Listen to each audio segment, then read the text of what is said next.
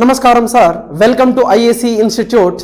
మనం NTPC previous క్వశ్చన్స్ని మాట్లాడుతూ ఉన్నాం సార్. దాని కంటిన్యూషన్ ఏప్రిల్ 28 షిఫ్ట్ 3లో కనుక చూసుకున్నట్లయితే మనకు ఇక్కడ చూడండి, ఆక్సిజన్ పరమాణువులో ఎన్ని వ్యాలెన్సీ ఎలక్ట్రాన్లు ఉన్నాయి? ఆక్సిజన్ పరమాణువులో ఎన్ని వ్యాలెన్సీ ఎలక్ట్రాన్లు ఉన్నాయి అంటే చిట్ట చివరి కక్షలో ఇక్కడ ఆక్సిజన్ ఆక్సిజన్ ఆక్సిజన్ ఆరవ గ్రూప్ అని చదువుకున్నాం మనం. ఆక్సిజన్ ఆరవ గ్రూప్లో ఎన్ని వ్యాలెన్సీ ఎలక్ట్రాన్లు ఉంటాయి? 6. ఆన్సర్ ఏదండి? డి. సరే, ఇక్కడ 2 ఆప్షన్స్ ఇచ్చాడండి.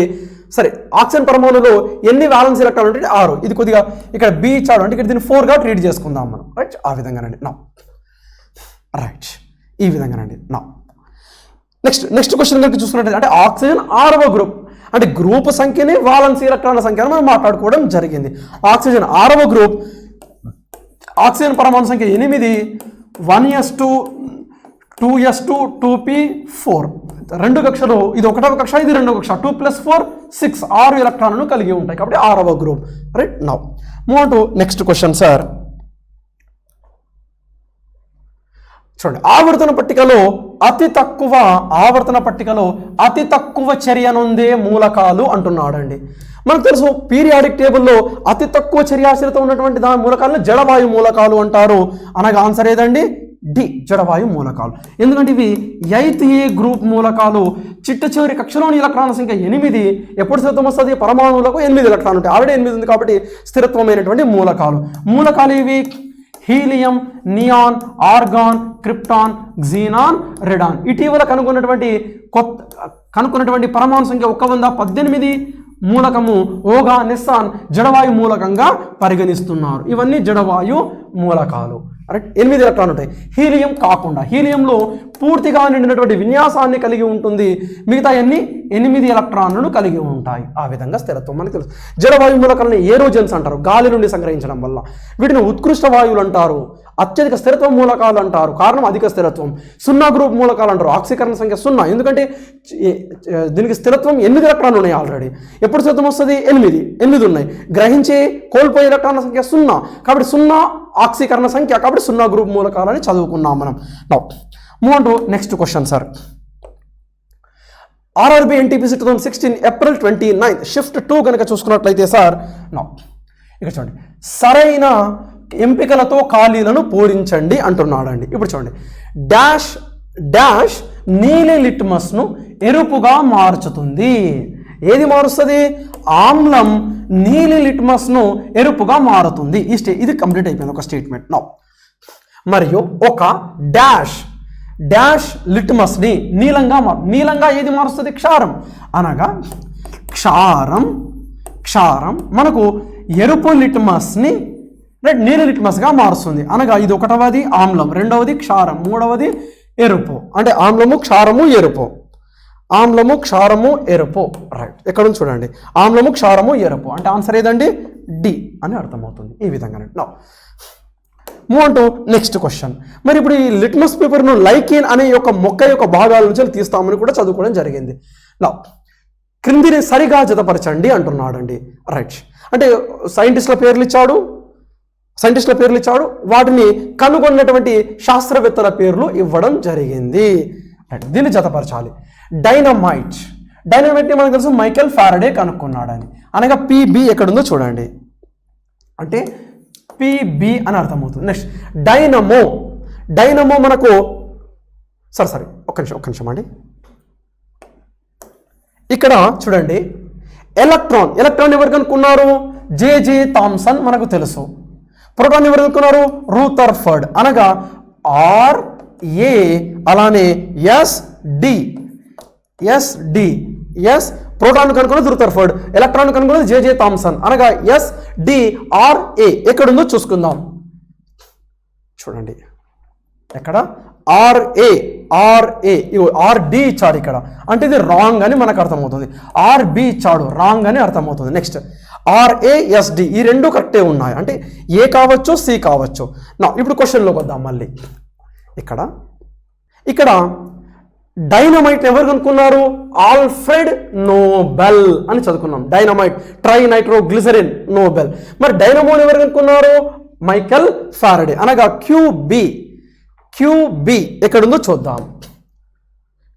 క్యూబీ రైట్, అనగా ఆన్సర్ ఏదండి సి అని అర్థమవుతుందండి మనకు. రైట్, ఈ విధంగా క్యూబీ పిసి అనగా పిసి. చూడండి, డైనమైట్ని ఎవరు కనుక్కున్నారు?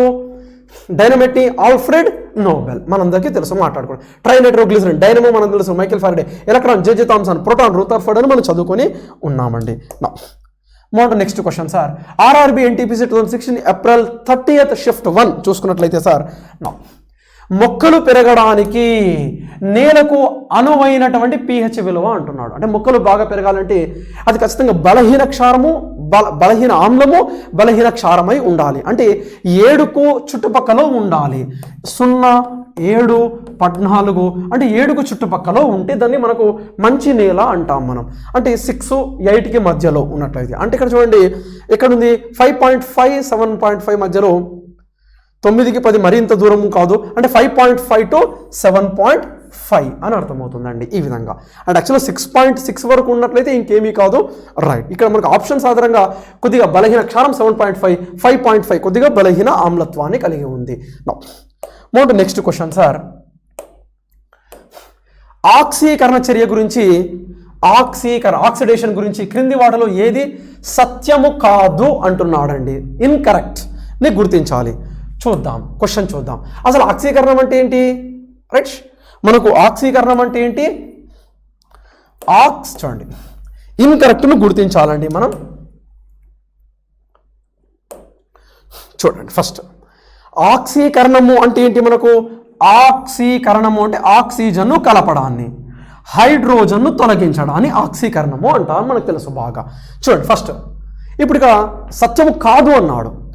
ఆక్సిజన్ చేర్చడము లేదా హైడ్రోజన్ను ఒక పదార్థం నుండి తొలగించడాన్ని, ఇది ఆక్సీకరణమే. అంటే ఇది సరి అయినదే అంటే మనకి ఆన్సర్ కాదు. నా ఆక్సీకరణానికి ఇక్కడ చూడండి, ఇప్పుడు చూడండి, వెజిటేబుల్ ఆయిల్ యొక్క హైడ్రోజనీకరణము అంటే ఆయిల్కి హైడ్రోజన్ను కలిపి, రైట్, మనము వనస్పతి డాల్డాను తయారు చేస్తాం. మనకు అందరికీ తెలుసు, నూనెకు హైడ్రోజన్ కలిపి నూనెల హైడ్రోజనీకరణం అని చదువుకున్నాం. రాణి నికెల్ ఇక్కడ ఉత్ప్రేరకంగా ఉపయోగించుకున్నాం మనం. అంటే హైడ్రోజన్ కలపడానికి హైడ్రోజనీకరణం. మరి హైడ్రోజన్ కలిపితే దాన్ని ఏమంటారు? క్షయకరణం అంటారు. అంటే ఇక్కడ క్షయకరణం అంటే హైడ్రోజన్ను కలపడాన్ని, ఆక్సిజన్ను తొలగించడాన్ని క్షయకరణం. ఇదేమో ఆక్సీకరణము. మనం మాట్లాడుకున్నాం ఆక్సీకరణము క్షయకరణానికి 9 నిర్వచనాలు మాట్లాడుకోవడం జరిగిందండి. సరే, ఆక్సిజన్ కలిపితే ఆక్సీకరణం, హైడ్రోజన్ కలిపితే క్షయకరణం. మరి ఇప్పుడు ఇక్కడ వెజిటేబుల్ ఆయిల్ యొక్క హైడ్రోజనీకరణం అంటే హైడ్రోజన్ కలపడాన్ని ఏమంటారు? ఆక్సీకరణం అంటారా? అంటే అన్నారు. అంటే ఇదేంటి? క్షయకరణం. అంటే రాంగ్ ఆన్సర్ ఏది? సి అని అర్థమవుతుంది. ఇంకోటి చూద్దాం, లోహాలు తుప్పు పట్టడము ఒక ఆక్సీకరణ చర్య అంటున్నాడు. లోహాలు తుప్పు పట్టడం, ఇప్పుడు లోహాలు ఐరన్ అనేది ఉంది, గాలిలోని ఆక్సిజన్తో వాతావరణంలోని తేమతో చర్యలో పాల్గొని Fe2O3 అలానే ఫెర్రిక్ హైడ్రాక్సైడ్ తుప్పుగా మారుతుంది అని మనం మాట్లాడుకున్నాం. ఇక్కడ ఐరన్కి ఆక్సిజన్లు కలపబడ్డాయి, 3 ఆక్సిజన్లు కలపబడ్డాయి. ఐరన్కి ఆక్సిజన్లు కలపబడ్డాయి. ఆక్సిజన్లు కలపడాన్ని ఏమంటారు? ఆక్సీకరణ. అంటే తుప్పు పట్టడం ఒక ఆక్సీకరణ ప్రక్రియ అని అర్థమవుతుంది. అంటే ఇది సరి అయినదే, ఇది సరి అయినదే. మరి బి చూడండి, ఆక్సిజన్ని ఇచ్చే పదార్థము లేదా హైడ్రోజన్ను తొలగించి ఆక్సీకరణ చర్య. హైడ్రోజన్ తొలగించడం అంటే ఏంటి? ఆక్సీకరణం. అంటే ఏ, బి, డి సరి అయినవే. సి అన్నది క్షయకరణానికి సంబంధించిన నిర్వచనం. అంటే ఆక్సీకరణం కాదు. అంటే ఆన్సర్ ఏదండి? సి. ఆ విధంగా గుర్తిస్తున్నాం. నా move to next question sir. April 30th shift 2 చూసుకున్నట్లయితే సార్ మనము టెఫ్లాను వంట పాత్రలపై నాన్ స్టిక్ కోటింగ్గా, అదేవిధంగా రైట్ విద్యుత్ పరిశ్రమలో వైర్లు మొదలైన వాటిని తయారు చేయడానికి ఉపయోగిస్తారు. ఈ పాలిమర్లలో కార్బన్ డాష్ బాండింగ్గా ఉన్నది. అంటే మనకు తెలుసు టెఫ్లాన్ అనగా ఏంటి? Ethylene, CH2 double bond CH2. ఎథిలిన్లో ఉన్నటువంటి 4 హైడ్రోజన్లను 4 ఫ్లోరిన్లచే ప్రతిక్షేపించగా టెట్రాఫ్లోరో ఎథిలిన్ అంటారు. దీని యొక్క పాలిమర్నే మనము టెఫ్లాన్ అని చదువుకున్నాం. దీని యొక్క పాలిమర్ టెఫ్లాన్ అని చదువుకున్నాం. రైట్, గుర్తుకుంది అనుకుంటాను మనకు. రైట్, ఇప్పుడు ఇక్కడ ఏంటి? ఫస్ట్ ఏమవుతుంది? ఇక్కడ టెట్రాఫ్లోరోఎథిలిన్లో రెండు బంధాలు ఉన్నాయి. ఒకటి సిగ్మా బంధము, ఒకటి సిగ్మా, ఇంకొకటి పై బంధం. పై బంధం అనేది బలహీనమైంది. ఈ పై బంధము విడిపోతుంది. ఎవరి షేర్ ఎవరి ఎలక్ట్రాన్ వాళ్ళు తీసేసుకుంటారు. తత్ఫలితంగా మనకు ఇక్కడ CF2 దీనికి ఒక ఎలక్ట్రాన్, దీనికి ఒక ఎలక్ట్రాన్. శృంఖలం పొడవు పెరగడంలో భాగంగా మనకు టెట్రాఫ్లోరోఎథిలిన్ టెఫ్లాన్ ఏర్పడుతుంది. నాన్ స్టిక్ ప్యాన్లకు ఉపయోగిస్తామని మాట్లాడుకున్నాం. అందులో ప్రధానంగా ఉండేది ఏంటంటే ఫ్లోరైడ్. మనం ఆ ఫ్లోరైడ్ మాట్లాడుకోవడం జరిగింది. సరైన ఆప్షన్తో ఖాళీని నింపండి. ఆవర్తన పట్టికలో మూలకాల యొక్క ధర్మాలు వాటి పరమాణు ద్రవ్యరాశికి ఆవర్తనాలు అంటే మనకి ఇక్కడ మూలకాల యొక్క ధర్మాలు అనున్నవి రైట్ మోస్లే ప్రకారం పరమాణు సంఖ్య యొక్క ఆవర్తన ప్రమేయాలు. మరి పరమాణు బరువుపై ఆధారపడి వర్గీకరించినది మెండుగా అని కూడా చదువుకున్నాం. మెండుగా అంటే అది ఎవరి ఆవర్తన నియమం అండి? మెండలీఫ్ ఆవర్తన నియమం అని అర్థమవుతుందండి మనకు. రైట్, మూలకాల యొక్క భౌతిక రసాయనిక ధర్మాలు వాని యొక్క పరమాణు భారం యొక్క ఆవర్తన ప్రమేయాలు మెండలీఫ్ ఆవర్తన నియమం. మరి అది ఆధునిక ఆవర్తన నియమం ఏంటి? మూలకాల యొక్క ధర్మాలు అనునవి వాని యొక్క ఎలక్ట్రానిక్ విన్యాసం యొక్క ఆవర్తన ప్రమేయాలు. అంటే మూలకాల యొక్క భౌతిక రసాయన ధర్మాలు వాని యొక్క ఎలక్ట్రానిక్ విన్యాసం మీద ఆధారపడి ఉంటాయని మనం చదువుకున్నాం. డాబర్నీర్ ట్రయాడ్ త్రిక సిద్ధాంతం 3 మూలకాలను ఒక దగ్గర ఉంచడం జరిగింది. జాన్ న్యూలాండ్స్ అష్టక పరికల్పన గావించడం జరిగింది. అంటే ఇక్కడ మూలకాల యొక్క భౌతిక రసాయనిక ధర్మాలు అన్నవి పరమాణు భారం అంటే బరువు పైన ఆధారపడి మెండుగా అని గుర్తుపెట్టుకున్నాం. మెండలీఫ్ రైట్ పరమాణు భారం మీద ఆధారపడి 1865లో 63 మూలకాలను 9 గ్రూపులుగా 7 పీరియడ్లుగా మొట్టమొదటిసారిగా మూలకాల వర్గీకరణలో పట్టికా రూపాన్ని ఇవ్వడం జరిగింది. కాబట్టి ఇతను ఫాదర్ ఆఫ్ పీరియాడిక్ టేబుల్గా ప్రసిద్ధి. మెండలీఫ్ ఫాదర్ ఆఫ్ పీరియాడిక్ టేబుల్గా ప్రసిద్ధి అన్న విషయం కూడా మనము మాట్లాడుకున్నాం సార్. Next question sir. దిగువ పేర్కొన్న ప్రక్రియలో ఏ ప్రక్రియ జింక్ ఆక్సైడ్ని జింక్ ఆక్సైడ్ని ఏర్పరుస్తూ తుప్పును నిరోధించడంతో పాటుగా ఒక సురక్షణాత్మక పొరను ఏర్పరుస్తుంది అంటే గాల్వనైజేషన్. ఆన్సర్ ఏదంటే గాల్వనైజేషన్. మనకి ఇప్పుడు ఇక్కడ చూసుకున్నాం, ఇనుము లోహం మీద జింక్ యొక్క పూత పోయడాన్ని అంటే ఒక లోహంపై మరొక లోహం యొక్క పూత. ఎందుకంటే ఇనుము అన్నది ఈజీగా తుప్పు పడుతుంది. మరి తుప్పు పట్టకుండా నిరోధించడానికి అంటే వాతావరణంతో వాతావరణం యొక్క చర్య వలన తుప్పు పడుతుంది. అంటే వాతావరణానికి ఇనుముకి మధ్యలో ఉన్న కాంటాక్ట్ని తొలగించాలి. అప్పుడు జింకుతో పూత పూస్తాం. ఈ విధంగా జింకుతో పూత పూస్తాం. దీన్ని ఈ జింక్ అన్నది వాతావరణంలోని ఆక్సిజన్తో చర్యలో పాల్గొని జింక్ ఆక్సైడ్ అని సురక్షణాత్మక పొరను ఏర్పరుస్తుంది. ఇక ఫర్దర్గా ఇది అట్లనే ఉండిపోతుంది. కాబట్టి ఇనుము కూడా తుప్పు పట్టకుండా కాపాడుతాం. దానిని ఇనుము లోహం మీద జింక్ యొక్క పూత పోయడాన్ని మనము గాల్వనైజేషన్ అంటారు. ఒకవేళ టిన్ యొక్క పూత పూసామనుకోండి టిన్నింగ్ ప్రక్రియ అంటారు. లేదంటే ఇప్పుడు ఐరన్ మీద రాగి పూత కూడా వేసుకోవచ్చు. రాగి మీద వెండి పూత, వెండి మీద బంగారం పూత కూడా వేసుకోవచ్చు. అంటే చౌకైన లోహాల మీద కాస్ట్లీ అనగా అధిక ధర ఉన్నటువంటి లోహాల యొక్క పూత పూయడాన్ని మనము ఎలక్ట్రోప్లేటింగ్ అంటారు. ఒకవేళ జింకుతో పూత పూస్తే ఆ ఎలక్ట్రోప్లేటింగ్ ప్రక్రియను గాల్వనైజేషన్ ఎలక్ట్రోప్లేటింగ్ ప్రక్రియ అంటారు. టిన్తో పూత పూసినట్లయితే మనకు టిన్నింగ్ ఎలక్ట్రోప్లేటింగ్ ప్రక్రియ. అంటే ఒక లోహం మీద మరొక లోహం యొక్క పూత పూయడాన్ని ఎలక్ట్రోప్లేటింగ్. ఎందుకు పూస్తారు ఒక లోహం మీద మరొక లోహం యొక్క పూత అంటే ఏ లోహాలు అయితే సులభంగా తుప్పు పడతాయో సులభంగా మనకు లోహ క్షయానికి గురి అవుతాయో ఆ లోహాలను మరొక లోహం యొక్క అంటే తుప్పు పట్టని లోహంచే పూత పూస్తారు. దాన్ని ఎలక్ట్రోప్లేటింగ్ ప్రక్రియ అంటారండి.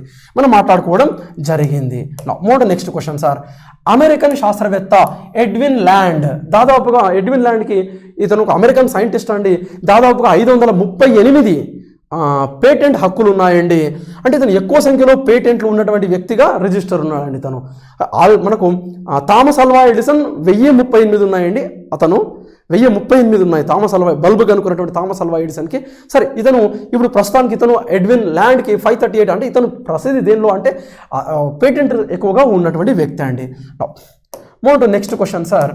Right, RRB NTPC 2016 April 30th shift 3 చూసుకున్నట్లయితే నిమ్మకాయలలో అంటే లెమన్ ఏ యాసిడ్ ఉంటుంది మనకు తెలుసు? సిట్రిక్ యాసిడ్ అని తెలుసు మనకు.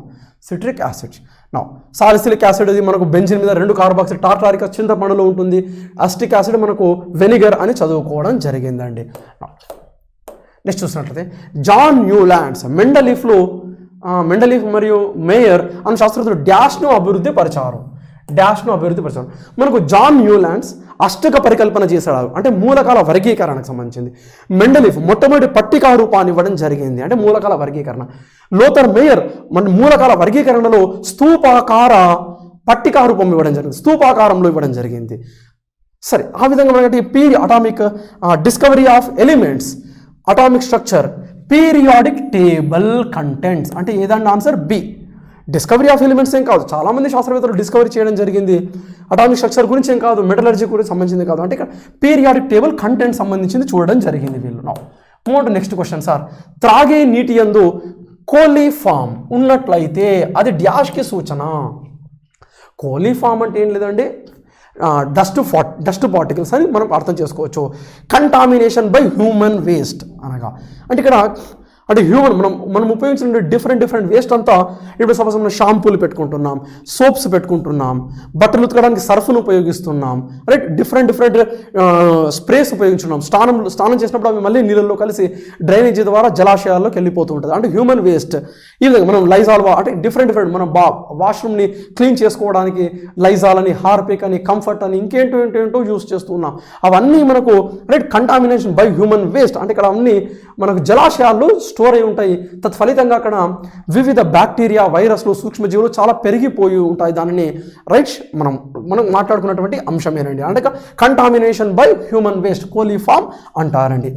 మూడు నెక్స్ట్ క్వశ్చన్ సార్ చూడండి, ఓడలు నీటిలో తేలుతాయి, కానీ దానికి మూల సూత్రము రైట్ సూత్రాన్ని మొదటిసారిగా తెలియపరిచినటువంటి శాస్త్రవేత్త. మనకు ప్లవన సూత్రాలు అంటే నీటిలో తేలడం అన్నది రైట్ మనకు ఎవరిచ్చారు, ఆర్కిమెడిస్ అనే శాస్త్రవేత్త ఇవ్వడం జరిగింది.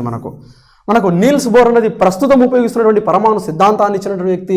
కెప్లర్ గ్రహ గతుల నియమాలను ఇవ్వడం, కెప్లర్ ఫస్ట్ లా సెకండ్ లా ఉన్నాయి మనకు తెలుసు. రూథర్ఫర్డ్ బంగారు రేగు ప్రయోగాన్ని, గ్రహమండల నమూనాన్ని ఇవ్వడం జరిగింది. ఆర్కిమెడిస్ మనకు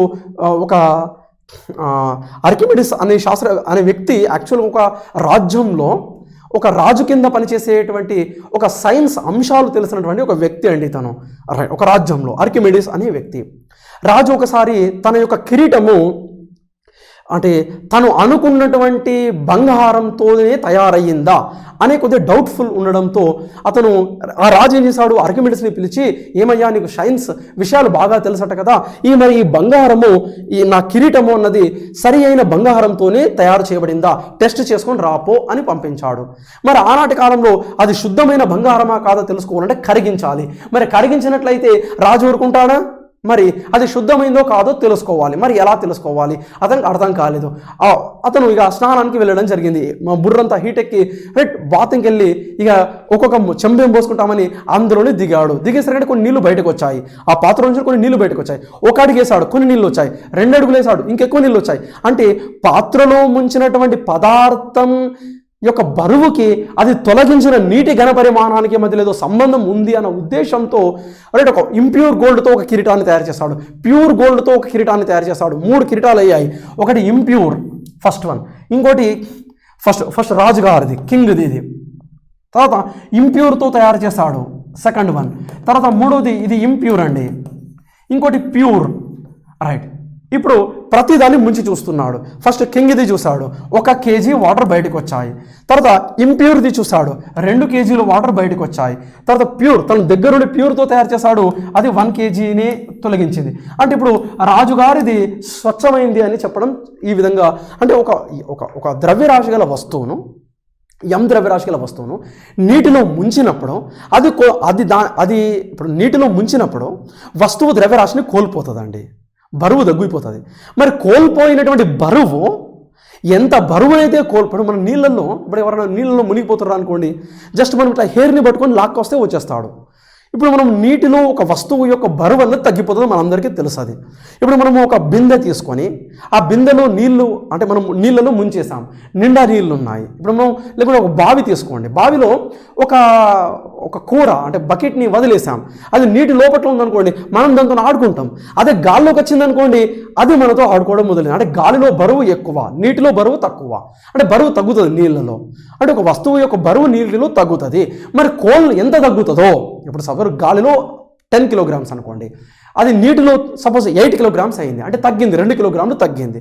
ఎంత ద్రవ్యరాశి, ఎంత బరువులోనైతే తేడా వచ్చిందో, అంటే ఎంత బరువును కోల్పోయిందో అంత బరువు ఉన్నటువంటి నీటిని తోడేస్తూ ఉంటుంది బయటికి. దాన్ని మనం ప్లవన సూత్రంలో ఆర్కిమిడిస్ ఇవ్వడం జరిగింది. అంటే ఇక్కడ ప్లవన సూత్రాలు ఆధారంగా అంటే ఎవరిచ్చారంటే ఆర్కిమిడిస్ అనే శాస్త్రవేత్త ఇవ్వడం జరిగిందండి. నెక్స్ట్ క్వశ్చన్ ఇది మాట్లాడుకోవడం జరిగింది. రబ్బరును రైట్, రబ్బరుకు సల్ఫర్ను కలిపి దాని యొక్క మన్నికను, పటుత్వాన్ని పెంచే ప్రక్రియను వల్కనీకరణము అంటామని ఈ క్వశ్చన్ మనం మాట్లాడుకోవడం జరిగింది. నా move on to next question sir. Right, desalination అంటే ఏమిటి? రైట్, పేరులోనే ఉంటుందండి.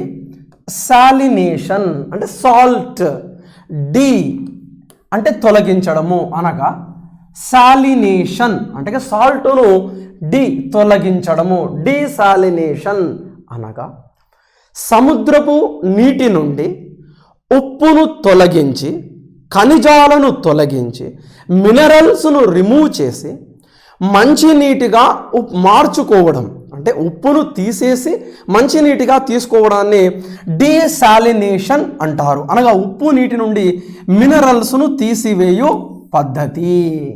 రైట్, ఇప్పుడు ఇక్కడ మనకు భూమి పైన 97 మనకు 3 parts వాటర్ ఉంది భూమి పైన, 1 part మనకు ల్యాండ్ ఉంది భూమి పైన, భూభాగం. ఒక భాగం భూభాగం, 3 వంతుల నీరు. ఈ నీటిలో మనకు 97% సముద్రాల రూపంలో, ఉప్పు నీటి రూపంలో, ఉపయోగించుకున్నటువంటి రూపంలో ఉంది. మిగిలిన 3%లో 2% ఐస్ రూపంలో, మంచు రూపంలో, అనగా ధృవాల దగ్గర, ఉత్తర దక్షిణ ధృవాల దగ్గర. మరి 1% H2O మాత్రమే మనకు అంటే మంచినీరు. మనకు వివిధ జలాశయాలు అనగా బావులు, చెరువులు, కాలువలు, నదులు 1% మాత్రమే ఉంది. అంటే ఇక్కడ చాలా తక్కువ మోతాదుల్లో తాగడానికి అనువైనటువంటి నీరు ఉంది. మిగతాదంతా తాగడానికి వీలు లేనటువంటి స్థితిలో, ఇదేమో మంచు రూపంలో, ఇదేమో పూర్తిగా లవణాల రూపంలో. మరి ఇప్పుడు మనము ఈ నీటిని మంచినీరుగా మార్చుకోవాలి అంటే ఇందులో ఉన్నటువంటి సముద్ర జలంలో ఉన్నటువంటి ఉప్పు అనగా సోడియం క్లోరైడ్, అలానే కొన్ని ఖనిజాలు, minerals, calcium chloride, calcium sulphate, అలానే మెగ్నీషియం క్లోరైడ్, మెగ్నీషియం సల్ఫేట్ అనే మలినాలను తొలగించి మనం ఈ సముద్ర జలాన్ని సాధారణ జలంగా మార్చుకోవచ్చండి. కొద్దిగా దీనికి హై కరెంట్, ఎక్కువ మోతాదుల్లో కరెంట్, విద్యుత్ ఉపయోగం అవసరం అండి దీనికి. ఇప్పుడు మన యుఏఈ, అరబ్ కంట్రీస్, అలానే రైట్, ఇవి మనకు యుఏఈలు, మన అరబ్ కంట్రీస్, పూర్తిగా స్విట్జర్లాండ్ కూడా కొద్ది వరకు, ఈ అరబ్ కంట్రీస్ అన్నీ ఈ సముద్రపు నీరు నుండి రైట్ మంచి నీరును వాళ్ళు తయారు చేసుకుంటున్నారు. దానిని డీసాలినేషన్ అంటారు. అనగా లవణాలను తొలగించి సాధారణ నీటిగా, సాధు జలంగా, సాఫ్ట్ వాటర్గా, తాగునీటిగా మార్చే ప్రక్రియని డీసాలినేషన్ అంటారండి. సముద్రపు నీటి నుండి సాధారణ నీరు, ఈ ప్రక్రియని సాధారణంగా ఏమంటారంటే రివర్స్ ఆస్మోసిస్ అంటారండి. RO అంటారు, రివర్స్ ఆస్మోసిస్. తిరోగామి ద్రవాభిసరణ ప్రక్రియ అంటారు. తిరోగామి ద్రవాభిసరణ ప్రక్రియ మనం చూస్తుంటాం. మన ఇంట్లో వాటర్ ప్యూరిఫైర్లు పెట్టించుకుంటాం. డిఫరెంట్ కంపెనీ, కెంట్ అని, డాక్టర్ కాపర్స్ అని, సో నంబర్ ఆఫ్ కంపెనీస్ ఉన్నాయి. అందులో దాని మీద ఉంటుంది RO టెక్నాలజీ అని రాసి ఉంటుంది. అంటే మనం ఉప్పు నీళ్లను పంపించినా అందులో ఉన్నటువంటి లవణాలన్నింటిని డీసాలినేషన్ ద్వారా తొలగించి సాధు మృదు జలంగా మార్చేస్తుంది. రివర్స్ ఆస్మోసిస్ అంటారు దానిని. Right, now move to next question sir. Right, చూసినట్లయితే ఒక హైడ్రోజన్ అణువులో ఎన్ని న్యూట్రాన్లు ఉంటాయి? మన ఇక్కడ హైడ్రోజన్ అణువులో అన్నాడండి. హైడ్రోజన్ పరమాణువులో వేరండి, హైడ్రోజన్ అణువులో అన్నాడు. అణువు అంటే ఏంటి? H2 అనగా H బాండ్ H. చూడండి, హైడ్రోజన్ పరమాణు సంఖ్య 1. పరమాణు అంటే కేంద్రకం చుట్టూ కక్షలు.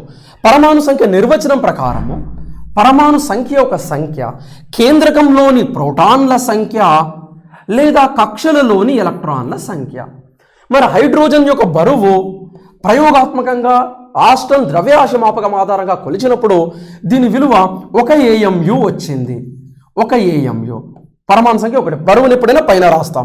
అంటే ఇప్పుడు హైడ్రోజన్ యొక్క బరువు ఎంత? 1. అంటే మనకు 3 రకాల హైడ్రోజన్లు ఉన్నాయి. ఇలా 1H1 1H2 1H3 3 రకాల హైడ్రోజన్లు.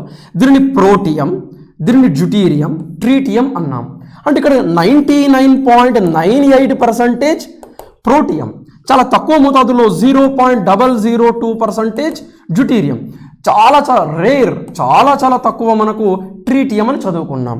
మనకు న్యూట్రాన్ల సంఖ్యను, number of neutrons, super script minus subscript, 1 - 1 0, 2 - 1 1, ఇక్కడ 3 - 1 2. అనగా ఇక్కడ న్యూట్రాన్ల సంఖ్య ఇక్కడ ఎక్కువ ఉంది.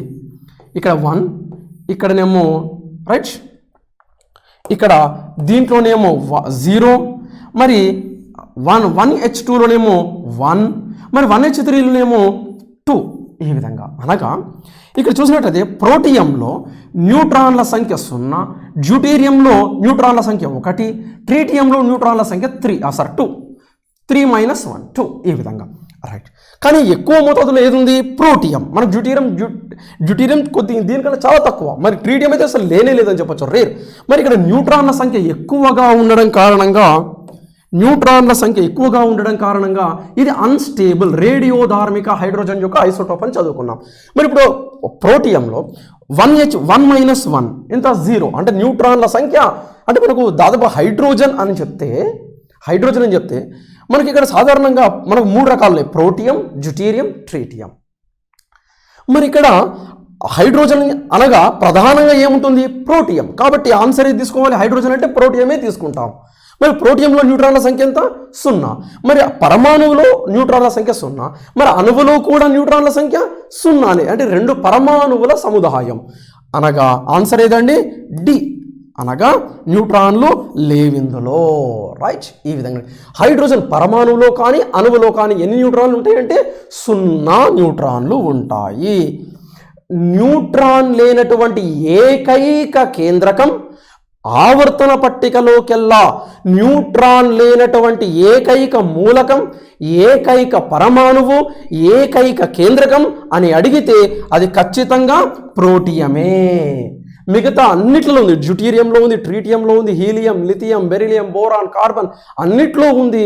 న్యూట్రాన్ లేని ఏకైక కేంద్రకం ఏదండి? రైట్, మనకు ఇది ప్రోటియం అనగా హైడ్రోజన్ అని చెప్తాం.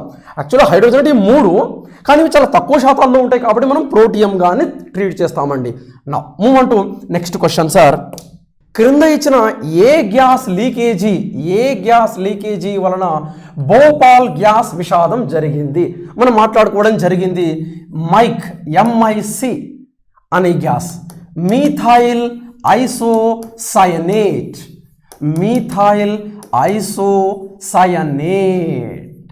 అనగా మీథైల్ అంటే CH3, ఐసో అంటే రివర్స్, సైన్ ఇప్పుడు దీన్ని సైనేట్ అంటారండి. సయనేట్ వచ్చింది అంటే ఖచ్చితంగా ఆక్సిజన్తో కూడుకుంది. అనగా ఇది సైనైడ్. NC ఉన్నట్లయితే ఐసోసైనైడ్. మరి ఇప్పుడు ఆక్సిజన్ వచ్చింది కాబట్టి ఇక్కడ NCO, మీథైల్ ఐసోసయనేట్ అంటారండి. రైట్. ఇప్పుడు 1984 డిసెంబర్ 2వ తారీఖున డిసెంబర్ 2 తారీఖున ఇక్కడ మన మధ్యప్రదేశ్లో ఉన్నటువంటి భోపాల్ పట్టణంలో ఈ దుర్ఘటన జరిగింది. యాక్చువల్గా ఈ సంస్థ అమెరికా యొక్క భాగస్వామ్యంతో ఏర్పడినటువంటి యూనియన్ కార్బైడ్ అనే ఒక రసాయన సంస్థ, కెమికల్ ఇండస్ట్రీ. ఈ యూనియన్ కార్బైడ్ అనే సంస్థ నుండి అనుకోకుండా ఈ MIC అనే విషవాయువు విడుదలై మార్నింగ్ 4 o'clock విడుదలైంది అన్నట్లుగా చరిత్ర చెబుతుంది.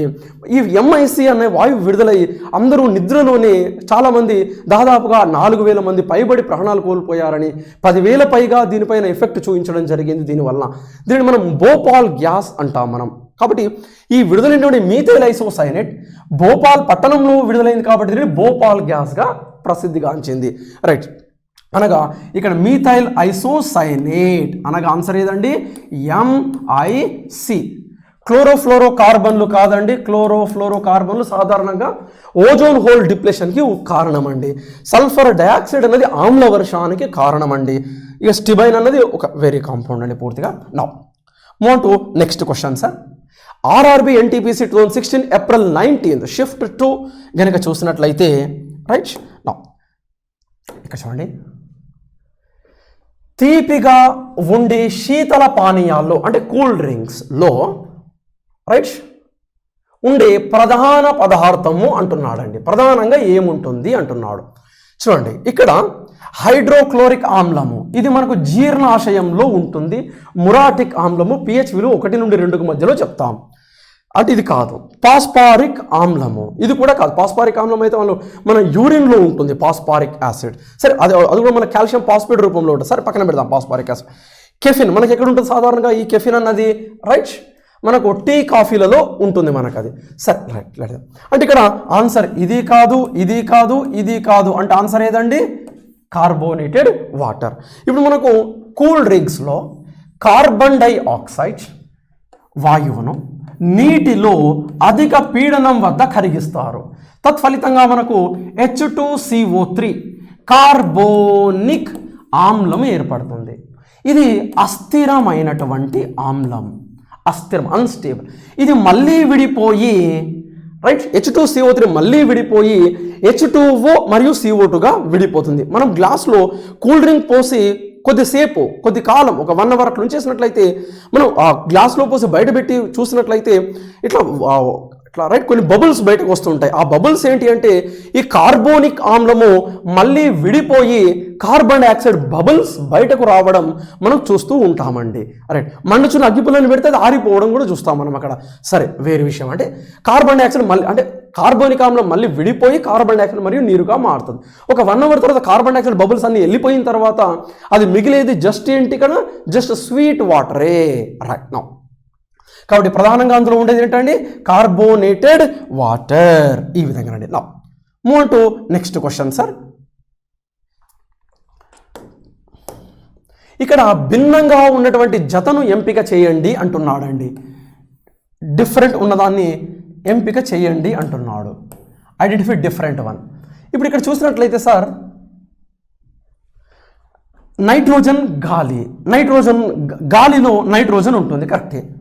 నీరులో హైడ్రోజన్ ఉంటుంది, కరెక్టే. అగ్గిపుల్లలో మనకు సల్ఫర్ ఉంటుంది, కరెక్టే. అంటే అగ్గిపుల్లలో మనకు సాధారణంగా అగ్గిపుల్ల యొక్క తల భాగం head part stibium sulphide plus potassium chlorate plus గమ్ల మిశ్రమాన్ని తీసుకుంటాం అగ్గిపుల్ల యొక్క తల భాగంలో. అంటే సల్ఫర్ ఉంటుంది అగ్గిపుల్లలో. మరి కొన్ని అగ్గిపుల్లలు తల భాగం మాత్రమే మండి ఆగిపోతాయి. తోక భాగం కూడా మండాలి అన్నప్పుడు మనకు అమోనియం సల్ఫేట్ లేదంటే అమోనియం పాస్పేట్ ద్రావణంలో ముంచి తీస్తారు, లేకుంటే వ్యాక్స్లో ముంచి తీస్తారు. ఏ అగ్గిపుల్లలు అయితే వ్యాక్స్ మైనంలో ముంచి తీస్తారో అవి చివరి వరకు మండుతాయి. మరి అగ్గిపెట్టె యొక్క సైడ్ పార్ట్లో మనకు stibium sulphide, side part of the match box red phosphorus, ఎర్ర భాస్వరము ప్లస్ మెత్తని గాజు ముక్కలు ప్లస్ గమ్ల మిశ్రమాన్ని ఉపయోగిస్తాం మనం. అనగా పాస్పరస్ని సల్ఫర్ని స్టిబియం సల్ఫైడ్, యాంటీమోనీ సల్ఫైడ్, అలానే రెడ్ పాస్పరస్ రెండింటిని ఉపయోగిస్తారు అగ్గిపుల్లల పరిశ్రమలో. అంటే ఇది సరైనదే. నీరు యొక్క ఫార్ములా H2O, అంటే అందులో హైడ్రోజన్ అనుఘటక పదార్థం. గాలి మనకు తెలుసు, గాలిలో 78.32% nitrogen, 20.16% oxygen, 0.03 carbon dioxide, 0.93 organ, 0.04 humidity. Right, మనకు తెలుసు. అంటే ఇక్కడ గాలిలో నైట్రోజన్ ఉంది. మరి ఇక్కడ యురేనియం అని ఇచ్చాడు ఇంకొకటి. రైట్, ఇది రాంగ్ ఆన్సర్. అంటే ఇప్పుడు నాణ్యాలను సాధారణంగా రాగి నాణ్యాలు, వెండి నాణ్యాలు, బంగారం నాణ్యాలు, ప్లాటినం నాణ్యాలు, రాగి, వెండి, బంగారం వీటిని ఉపయోగిస్తారు. అలానే మనకు జర్మన్ సిల్వర్ని కాయిన్స్ తయారీలో ఉపయోగిస్తారు. అలానే ముంజు మెటల్ మనకు కాయిన్స్ తయారీలో ఉపయోగిస్తారు. అలానే క్యుప్రాల్యూమినియం ఉపయోగిస్తారు. అలానే క్యుప్రా నికెల్ని నాణాల తయారీలో ఉపయోగిస్తారు. మరి యురేనియం ఎక్కడైనా ఉపయోగిస్తారా అంటే ఉపయోగించారు. ఎక్కడ ఉపయోగిస్తారు యురేనియంని అంటే మనకు న్యూక్లియర్ రియాక్టర్లు అణు ఇంధన కర్మాగారాలలో యురేనియం మరియు థోరియంలను ఇంధనాలుగా ఉపయోగిస్తాం మనం. అలానే ఈ యురేనియంను మనము అణుబాంబు తయారీలో కూడా ఉపయోగించుకోవచ్చు, రైట్. కాబట్టి దీన్ని అణుబాంబుల తయారీలో ఉపయోగిస్తారు, నాణాల తయారీలో ఉపయోగించరు. అనగా సరికాని జత ఏది అంటే సి, ఈ విధంగానండి, రైట్. సి సరికాని జత. Now move on to next question sir. Right. Ice cream గడ్డ కట్టడం కొరకు డాష్ని స్టెబిలైజర్గా ఉపయోగిస్తారు. అంటే ఇక్కడ ఇప్పుడు ఐస్ క్రీమ్లో మనం ప్రధానంగా ఉండేది ఏంటి? పాలతో పాటుగా కొద్దిగా చక్కెర ద్రావణం కూడా ఉంటుంది. అంటే చక్కెరకు సంబంధించినటువంటి, రైట్, కార్బోహైడ్రేట్ సంబంధించినటువంటి కూడా ఉంటాయి, పాలు చక్కెరకు సంబంధించినటువంటివి, రైట్. మరి రెండింటిని కలిపి ఉంచాలి అంటే ఒక స్టెబిలైజర్, అంటే రెండింటిని కలిపి ఉంచుతుంది, పట్టి ఉంచుతుంది, స్టెబిలైజర్ అంటారండి దానిని. అంటే ఇక్కడ సాధారణంగా స్టెబిలైజర్గా జిలాటిన్ను ఉపయోగిస్తారండి ఐస్ క్రీమ్లలో. జిలాటిన్ అన్నది ఒక ప్రోటీన్ అండి.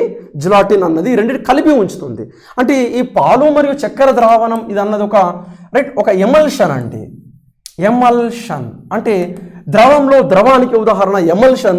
మరి ఇప్పుడు ఈ కప్ ఐస్ క్రీమ్లో ఉన్నటువంటి ఈ రెండు ద్రావణాలను, ఒకటి చక్కెర ద్రావణం, ఇంకోటి మనకు, రైట్, పాలు, ఈ రెండింటిని కలిపి ఉంచాలి అన్నప్పుడు, రైట్, ఒక స్టెబిలైజర్ అవసరం అవుతుంది. రెండు మిక్సింగ్లో ఉంటేనే మనకు ఐస్ క్రీమ్ తీయగా, అంటే ఐస్ క్రీమ్ మనకు, రైట్, ఐస్ క్రీమ్ లాగా ఉంటుంది. రెండు కలిపి ఉంచాలి. అంటే ఒకదానితో ఒకటి ఇలా ఉన్న దానిని స్టెబిలైజర్ ఏం చేస్తుంది అంటే ఈ విధంగా మార్చేస్తుంది. చూడండి, స్టెబిలైజర్ ఏం చేస్తుంది చూడండి, ఇలా. అంటే రెండింటిని కలిపేస్తుందండి పూర్తిగా. అంటే రెండు ప్రత్యేకమైనటువంటి వాటిని స్టెబిలైజర్ ఏం చేస్తుందంటే కలిపేస్తుంది. అంటే ఇప్పుడు ఇక్కడ రెండు కలిసిపోయింది చూడండి, ఎల్లో అండ్ పింక్, దానిని మనం స్టెబిలైజర్ అంటారండి, రైట్. ఈ స్టెబిలైజర్ ఇక్కడ సాధారణంగా ఐస్ క్రీమ్లకు జిలాటిన్ను ఉపయోగిస్తారండి. చక్కెర కాదు, పాలు కాదు, స్ట్రాబెర్రీ అంతకన్నా కాదు, right. Now move on to next question sir. Right. RRB NTPC 2016 April 19 shift 3 కనుక చూసుకున్నట్లయితే, నౌ ఇక్కడ చూడండి, మోటార్ వాహనాల నుంచి వెలువడే దానిలో ప్రధానంగా డాష్ పదార్థం ఉంటుంది. మనకు చూడండి, ప్రధానంగా ఇప్పుడు ఫ్లోరిన్ ఇది ఒక అలోహం, అసలు ఇది ఉండనే ఉండదు. సోడియం ఇది ఒక లోహం, అసలు ఉండనే ఉండదు. మెగ్నీషియం అసలు ఇది ఎందుకు వస్తాయి, రైట్. అనగా ఏంటంటే ఇక్కడ లెడ్. ఎందుకంటే ఇక్కడ పెట్రోల్ అన్నది మనకు నాకింగ్ మెటీరియల్, విస్ఫోటక పదార్థం, ప్రేలుడు సంభవిస్తుంది. కానీ పెట్రోల్ యొక్క విస్ఫోటక లక్షణాన్ని తగ్గించడానికి మనము దీనికి ఒక పదార్థాన్ని కలుపుతున్నామండి. ఏది? యాంటీ నాకింగ్